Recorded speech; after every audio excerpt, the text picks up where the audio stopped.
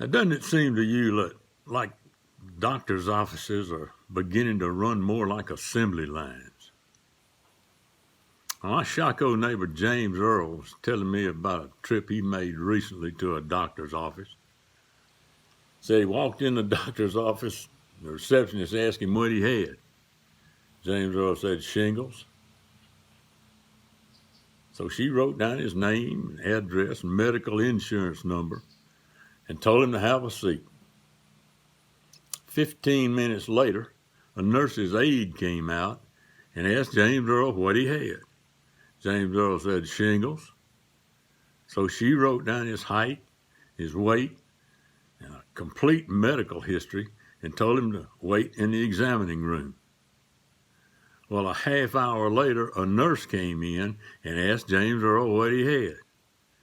James Earl said, shingles.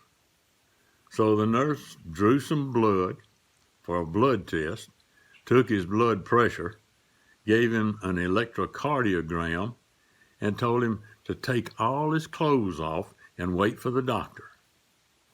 Well, an hour later, the doctor came in and asked James Earl what he had. James Earl said, shingles. And the doctor looked at him and said, where? James Earl said, outside on the truck. Where you want me to put them? Well, I think he got fired from the building materials place for that little episode. But knowing James Earl, he probably didn't care. He don't much like working anyhow. I'm Jim Ritchie. I'll see you again next time.